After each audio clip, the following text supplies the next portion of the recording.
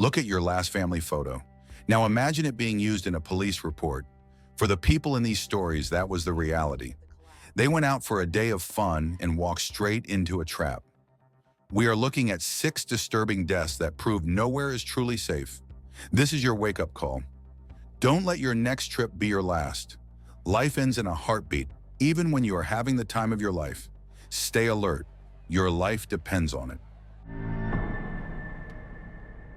On July 1st, 2015, the suffocating heat of a Georgia summer hung heavy over the canopy of historic Banning Mills, a sprawling adventure park that had carved a reputation for pushing the boundaries of adrenaline tourism. Located near Whitesburg, the facility was not merely a local attraction. It held Guinness World Records for the length and height of its zipline courses, transforming the serene Snake Creek Gorge into a high-speed highway of steel cables and screaming pulleys.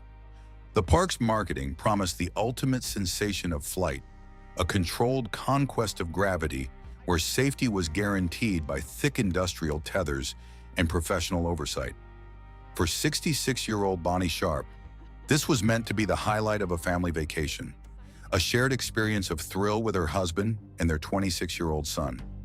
Bonnie was an active, vibrant woman who refused to let age dictate her limits, and she trusted implicitly in the engineering that suspended her hundreds of feet above the forest floor. The trio had spent the day navigating the course, moving from platform to platform, their confidence growing with every successful glissade across the ravine. They were operating within a psychological bubble of invulnerability, a common state of mind in adventure parks where the presence of helmets, harnesses, and guides creates an illusion that the danger is purely theatrical. However, the physics of a zipline are unforgivingly real. A rider is essentially a pendulum, a weight suspended from a pivot point that is free to oscillate if an external force is applied. As the afternoon wore on, the atmospheric conditions in the gorge began to shift, introducing a variable that the safety protocols could not fully control: unpredictable, high-velocity wind currents. Bonnie stepped onto the launch platform for one of the course's more demanding segments, a long, sloping line that threaded a narrow needle through a corridor of massive hardwood trees. Her son and husband watched from the station, observing the routine safety checks. The guide verified the integrity of her harness, double-checked the carabiners connecting her trolley to the primary cable, and signaled that the line was clear. Bonnie stepped off the wooden deck and surrendered to gravity, instantly accelerating as the trolley whined against the steel. The initial seconds of the ride were standard. The wind rushed past her ears, and the blur of the forest created a tunnel vision effect of pure speed. But as she reached the midpoint of the line, where her velocity was highest, a sudden, violent gust of wind swept through the gorge. It was a concentrated mass of air, moving with enough lateral force to override the stability of her descent. The engineering calculation for the clearance envelope, the empty space required around the cable to ensure a rider doesn't hit anything, is based on predictable swing radiuses. The wind that day exceeded those predictions. It struck Bonnie's suspended body like a physical blow, pushing her sideways and initiating a chaotic, wide-arc swing. She was no longer gliding in a straight line. She was oscillating wildly, her body moving further and further from the safe center of the path. Her family, watching from the platform, saw the geometry of the ride collapse in real time. The trajectory of her swing brought her body outside the calculated safety zone and directly into the path of the stationary environment. The convergence was instantaneous. Traveling at a speed generated by gravity and amplified by the pendulum effect, Bonnie's torso collided with a massive tree trunk that stood on the periphery of the course. The impact was not a graze. It was a high-velocity collision with a solid, immovable object. The forensic reality of the moment is brutal in its clinical simplicity. The sudden deceleration transferred massive kinetic energy directly into her chest cavity. The human rib cage is designed to protect vital organs from low-impact trauma, but it cannot withstand the crushing force of a body moving at highway speeds, stopping instantly against wood. The impact caused catastrophic blunt force trauma, compromising the structural integrity of her torso and inflicting immediate, non-survivable internal injuries. The sound of the collision echoed through the trees, a dull thud that silenced the ambient noise of the park for those near enough to hear it. Bonnie did not fall to the ground. The harness, performing its function with cruel irony, kept her suspended on the line, holding her broken body aloft in the canopy as the momentum of the trolley slowly bled off. The rescue response was frantic, but the laws of biology had already rendered their efforts futile. The trauma to her vital organs had occurred in the fraction of a second that the impact lasted. She was lowered from the line and rushed to a nearby hospital, but the damage was irreversible. She passed away shortly after, the vacation ending not with a family dinner, but with a coroner's report confirming the fatality. The tragedy at Banning Mills highlighted a terrifying blind spot in the logic of adventure tourism, the assumption that nature will behave according to the safety margins of a blueprint. The wind that day was an invisible variable, a force that turned a grandmother's joyride into a lethal physics equation, proving that even when the equipment holds, the environment itself can become a weapon when the margin for error is measured in inches. On August 12, 1997, the landscape of Page, Arizona, presented a perfect illusion of stillness, a geological masterpiece where the brutal heat of the desert sun forged structures of alien beauty that concealed a lethal hydraulic mechanism within the red sandstone. This was Lower Antelope Canyon, a subterranean cathedral carved over millions of years by the very force that would soon return to claim it. It is not a wide valley, but a narrow fracture in the earth, a slot canyon where swirling stone walls rise dozens of feet overhead, narrowing at the bottom to a width of barely 3 feet in places.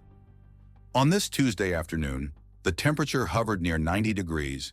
The sky directly above the fissure was a piercing, innocent blue, and the air inside the canyon was cool and still, filled only with the hushed voices of tourists and the click of camera shutters. A group of 12 adventurous souls, mostly European visitors led by a local guide, had descended into the deepest section of the system to capture the famous shafts of light that pierced the darkness like tangible beams of spirit. They were walking on the dry, sandy floor of a riverbed that had not seen water in months, entirely focused on the visual splendor of the light dancing on the rock, a sensory captivation that blinded them to the geographic reality of their position. They were standing inside the barrel of a geological gun, and the trigger had already been pulled miles away. The threat did not originate in the canyon. It began 15 miles upstream on the high mesas of the Kaibito Creek drainage basin. A severe thunderstorm had developed out of sight, dumping inches of heavy rain onto the non-absorbent slick rock desert. In a standard environment with soil and vegetation, rain is absorbed, slowing the runoff. In the high desert, the ground is baked hard like concrete, shedding water instantly. The rain that fell miles away did not soak in, it gathered.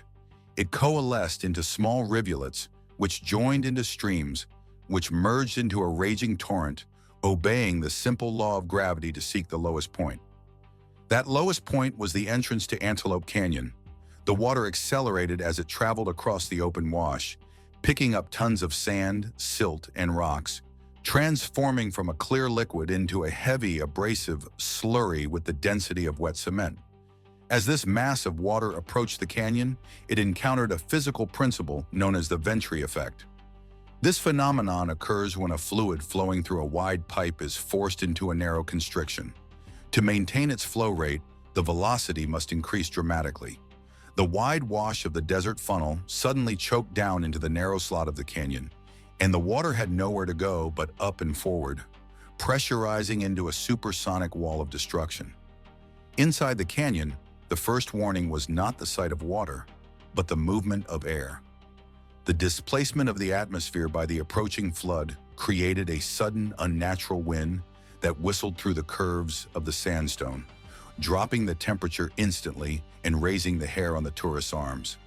Then came the sound.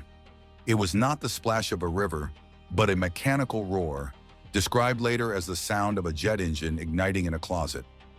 The group scrambled toward the exit ladders, but the steel rungs bolted to the rock were designed for human weight, not the hydrodynamic force of a flash flood. Before they could climb, the light vanished. The flood arrived not as a rising tide, but as a vertical wall of black water, churning with debris and timber, crashing into the canyon with the force of a battering ram. The impact was instantaneous and overwhelming. The physics of the event shifted from hiking to survival in a microsecond. The water, moving at over 40 miles per hour and confined by the narrow walls, created a chaotic turbulence that negated any ability to swim. This was not drowning in a pool. This was being placed inside a giant industrial washing machine filled with rocks and logs. The water level rose with terrifying speed, eventually filling the deep chambers to a height of nearly 50 feet, the height of a 5-story building, in a matter of minutes. The forensic reality of the moment reveals the brutality of the environment. The primary cause of death for most was not merely the inhalation of water, but the blunt force trauma and the crushing weight of the debris. The abrasive suspension of sand in the water acted like liquid sandpaper, stripping clothing and equipment from bodies in seconds as they were churned against the sandstone walls. The sheer kinetic energy of the water compromised the structural integrity of the human body, making escape impossible. Of the 12 people in the canyon, only the guide survived, having been wedged high in a rock crevice where he watched helplessly as the torrent consumed his charges. The floodwaters raged through the canyon for hours, scrubbing the walls clean of any evidence of human presence. When the water finally receded, it left behind a scene of sterile devastation. The canyon floor washed smooth as if the group had never existed. The bodies were eventually recovered miles downstream in Lake Powell, carried by the relentless current of the wash.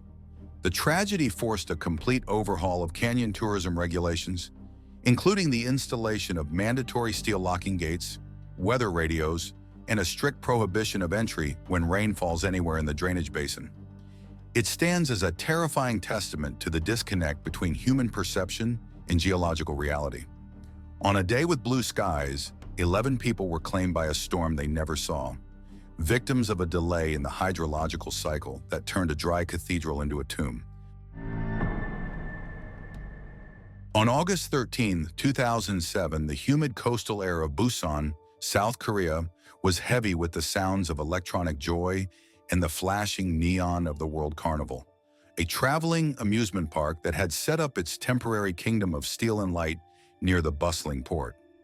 Rising above the tapestry of arcade games and food stalls was the giant wheel, a massive observation structure reaching 66 meters into the night sky, marketed as a serene escape from the chaotic energy on the ground. Unlike the aggressive G-forces of a roller coaster, a Ferris wheel is sold on the premise of absolute tranquility. It is an architectural promise of safety, a slow-moving platform where the only perceived danger is the height itself, not the machine.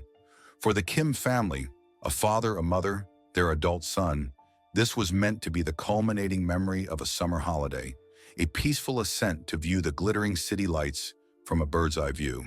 They stepped into one of the 42 gondolas, trusting in the mechanical integrity of a ride that had been assembled and disassembled in cities across the globe.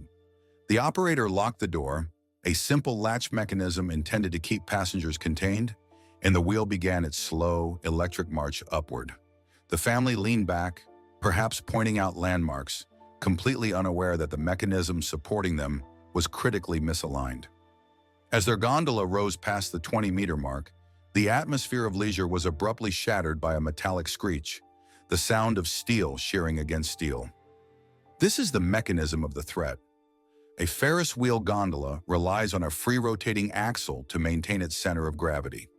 As the massive wheel turns, the gondola must pivot on its pin to remain level with the horizon, ensuring the floor stays at the bottom regardless of the wheel's position. However, on this night, a structural anomaly occurred. A loose cable or a twisted frame element snagged the exterior of the Kim family's gondola. The free rotation mechanism failed. Instead of pivoting to stay upright, the cabin became rigidly locked to the massive outer rim of the wheel. As the wheel continued its relentless rotation, the gondola began to tilt, forced to follow the circular path of the main structure.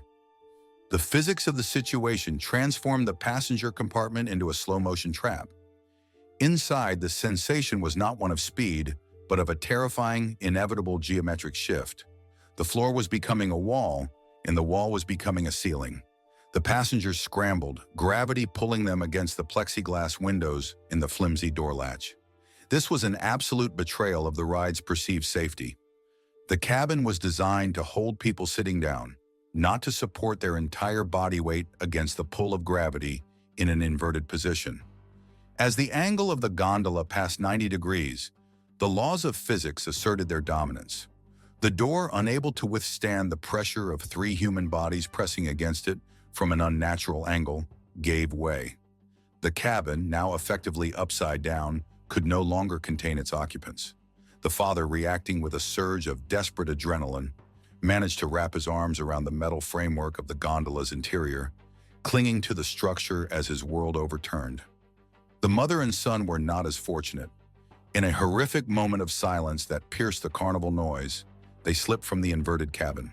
They fell 20 meters, the height of a 6-story building, directly onto the concrete foundation of the ride. The impact was a forensic event of brutal simplicity. The human body, accelerating to nearly 40 miles per hour, met the unyielding surface with catastrophic force. The result was instantaneous fatal trauma. The sudden deceleration caused massive internal structural failure that precluded any possibility of survival. There was no medical intervention that could reverse the physics of the fall.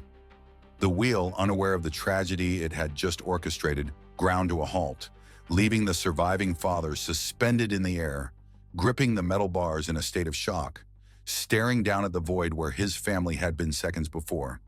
The immediate aftermath was a scene of confusion that quickly curdled into horror as the reality of the event spread through the crowd. The music stopped. The flashing lights continued to blink in an eerie rhythm, illuminating the wreckage on the ground. The World Carnival in Busan was closed indefinitely, and the giant wheel was dismantled, its steel beams serving as evidence in a criminal investigation that uncovered negligence in the assembly and maintenance of the mobile ride. It was revealed that the ride was a complex assembly of thousands of parts, and a single error in the setup had turned a vehicle of leisure into a mechanism of death. The tragedy remains a chilling reminder of the mechanical reality behind the lights. We entrust our lives to bolts and bearings we never see, assuming that the slow, rhythmic motion of a machine implies safety, when in reality it is merely a suspended sentence waiting for a single gear to slip. On the warm evening of May 1st, 1999, the Charlotte Motor Speedway in North Carolina was transformed into a cathedral of noise and velocity, a concrete bowl where over 50,000 spectators had gathered to witness the Vigilant 500K. This was the peak of the Indy Racing League era, a time when open-wheel cars, fragile carbon fiber darts powered by methanol, screamed around banked ovals at speeds that defied biological reflexes. The cars on the track were averaging over 220 miles per hour, covering the length of a football field in less than 1 second. For the fans in the grandstands, the sensory experience was a drug. The air tasted of burnt rubber and unburnt fuel, and the roar of the engines vibrated through the soles of their shoes.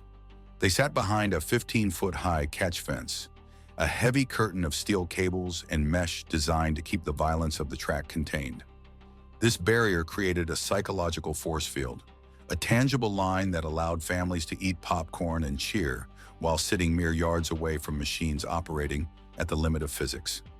Among the crowd were Jeffrey Patton, Randy Pyatt, and Dexter Woods, 3 spectators enjoying the raw energy of the race, secure in the belief that the danger was strictly horizontal, confined to the asphalt ribbons below. They trusted the fence. They trusted the distance.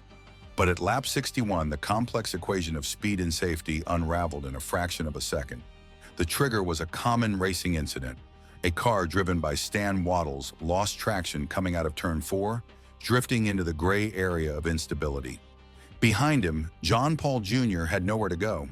The resulting collision was violent, a sudden transfer of kinetic energy that shattered the rear of Waddles' car. In 1999, Indy cars did not yet mandate the use of heavy-duty suspension tethers to keep wheels attached during a crash. When the impact occurred, the right rear wheel assembly, comprising the tire, the heavy metal rim, the brake rotor, and the jagged remnants of the suspension upright, was sheared off completely. This object weighed nearly 45 pounds, roughly the same as a large bag of concrete, but it was behaving like a gyroscope. It was not just a dead weight, it was spinning at thousands of revolutions per minute and traveling at a forward velocity of nearly 180 miles per hour. The physics of the trajectory were freakish and fatal. The wheel assembly hit the track, compressed, and vaulted into the air. The catch fence was designed to stop a sliding car or large debris hitting it flatly, but it was not high enough to catch a small, dense projectile launching at a steep vertical angle. The wheel cleared the 15-foot safety barrier with terrifying ease, soaring over the catch fence like a mortar shell. For the spectators in the grandstands, there was no time to react. The human brain requires nearly a quarter of a second to register a visual threat and send a signal to the muscles.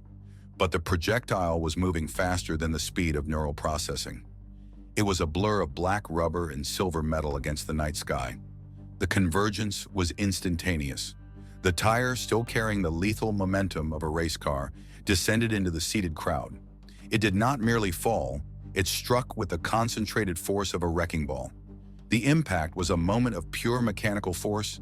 The heavy assembly plowed through the seating area, colliding directly with Patton, Pyatt, and Woods. The forensic reality of the event is stark and clinical. The blunt force trauma delivered by a 45-pound object traveling at highway speeds is catastrophic. The impact energy was sufficient to inflict instant, non-survivable injuries before the victims could even register pain. The wheel continued its path of destruction, injuring 8 others with flying debris before finally coming to rest, an alien object of violence sitting amidst the spilled sodas and discarded programs of a family outing. The aftermath was immediate and haunting. The race was not merely paused, it was canceled, a rare admission by the sporting body that the moral contract with the audience had been broken. The silence that fell over the speedway was heavier than the roar of the engines had ever been, broken only by the sound of sirens and the weeping of shocked witnesses. The tragedy at Charlotte forced a paradigm shift in motorsport engineering. It led directly to the mandatory implementation of wheel tethers, high-strength Zipline cables designed to anchor the wheel to the chassis, even in the event of a suspension failure, and higher curved catch fences at tracks around the world. The death of 3 spectators was a brutal reminder that in the world of high-velocity mechanics, the line between the spectator and the participant is painted only in wire and luck, and when the physics of a crash go wrong, that line can vanish in a heartbeat. On April 11, 2004, the rugged landscape of western Colorado was bathed in the crisp, bright light of Easter Sunday, a holiday that drew families out onto the highways for celebrations and gatherings. The focal point of this tragic geometry was Interstate 70 as it winds through Glenwood Canyon, a 12-mile stretch of modern road building carved directly into ancient rock walls. This highway is a marvel of engineering, featuring elevated decks and tunnels designed to navigate the treacherous terrain. Yet it remains a fragile intruder in a landscape dominated by the forces of gravity and erosion. On this particular morning, the French family, Arthur, his wife Julia, and their 2 daughters were traveling westbound, enclosed in the comfortable, climate-controlled bubble of their SUV. They were engaged in the mundane, happy rituals of a holiday road trip, likely discussing lunch plans, unaware that they were driving through a geological kill zone. They were focused on the road ahead, completely blind to the vertical threat accumulating potential energy directly above their heads. High on the canyon wall, nearly 500 feet above the roadway, a massive geological fragment was nearing the end of a process that had begun thousands of years ago. This is the mechanism of the threat, the freeze-thaw cycle. In the high Rockies, water from melting snow seeps into microscopic cracks in the sandstone and limestone. When the temperature drops at night, this water freezes and expands with incredible force, acting like a silent, slow-motion hydraulic wedge that pries the rock apart. Over countless seasons, this relentless process weakens the structural integrity of the cliff face. On this Easter morning, the cycle reached its breaking point. A 22,000-pound boulder, a mass of stone heavier than 3 pickup trucks, was held in place by nothing more than friction and a few deteriorating grains of sand. As the French family's vehicle approached a specific coordinate on the highway, that friction finally gave way to gravity. The boulder detached. It did not tumble or roll. It fell in a clean, vertical line. In the initial seconds of the descent, the rock was silent, accelerating at the rate of 32 feet per second squared, transforming its potential energy into terrifying kinetic energy. After falling for 500 feet, The 10-ton projectile was traveling at over 100 miles per hour, its velocity comparable to an artillery shell. The convergence of the two timelines, the geological time of the falling rock and the human time of the moving car, was a statistical impossibility that became a grim reality. The driver, Arthur, had no time to react. The threat did not come from the front or side, but from the sky, a blind spot in the human survival instinct. The impact was not a collision in the traditional sense. It was a moment of absolute vertical compression. The boulder struck the passenger side of the moving vehicle with millions of joules of energy. Automotive safety standards are designed to protect passengers from front, rear, and side impacts, but no passenger vehicle on Earth is engineered to withstand a direct vertical strike from a 10-ton object moving at terminal velocity. The steel frame of the SUV did not bend, it was instantly crushed. The roof was driven instantly down to the level of the asphalt, crushing the passenger compartment in a fraction of a second. The forensic reality is brutal and absolute. The space occupied by Julia French was simply overcome by the intrusion of the stone. The kinetic energy transfer was so massive that the vehicle's structure was instantaneously compressed, causing a non-survivable fatal injury. There was no suffering, no realization of the event, just a sudden, violent cessation of existence as the biological limits of the human body were overwhelmed by geological mass. The vehicle ground to a halt, a crumpled piece of steel pinned beneath a piece of the earth that had been waiting for this moment since the last ice age. The aftermath was a highway that fell silent. The holiday traffic backed up for miles as emergency crews stared at a scene that defied standard rescue protocols. Interstate 70 was closed, and the tragedy prompted a massive reevaluation of rockfall mitigation strategies in the canyon, leading to the installation of more advanced sensor systems and stronger netting. The event served as a terrifying reminder that while we can pave the wilderness, we cannot conquer the fundamental laws of nature. We are merely guests passing through a landscape that is constantly falling apart, and sometimes the timing of that decay intersects perfectly with the plans of a Sunday drive. It is May 29, 2011, on Lake Lewisville, Texas, where the sun-baked air vibrates with the collective energy of a holiday weekend. Memorial Day has transformed the sprawling reservoir into a chaotic aquatic festival, a liquid arena where hundreds of boats and personal watercraft slice through the murky green water. The air is a thick cocktail of sunscreen, outboard motor exhaust, and the distant sound of music bleeding across the waves. In this environment of celebratory freedom, 24-year-old Chancey Jones is at the controls of a modern jet ski, a machine engineered for the very sensations that define this day: speed, agility, and the illusion of absolute control over the elements. The watercraft is a powerful extension of his own will, responding instantly to the slightest touch of the handlebars, its engine a high-pitched scream that cuts through the lazy afternoon heat. He is not a novice. He understands the machine's capabilities and feels the comfortable confidence that comes with experience. The goal today is not transportation, but exhilaration. He is operating in a world of pure recreation, a subjective bubble where the water is seen as a forgiving playground, a surface that yields and splashes but never truly harms. However, this perception is about to be shattered by a brutal lesson in fluid dynamics. The latent variable in this seemingly safe environment is the physical nature of water itself. To the human mind, water is soft, fluid, and yielding. But to the laws of physics, its properties are conditional and entirely dependent on the speed of interaction. At low speeds, an object entering the water has time to displace the molecules, pushing them aside in a gentle splash. At high speed, the impact occurs too rapidly for the water to move. The cohesive forces between the water molecules, governed by surface tension and inertia, cause them to momentarily lock together, transforming the liquid surface into a barrier with the rigidity of poured concrete. Chancey pushes the throttle forward. The jet ski leaps across the water, its hull skipping over the chop, accelerating to its peak velocity of around 70 kilometers per hour or 45 miles per hour. The wind roars in his ears, blurring the shoreline into a green and brown streak.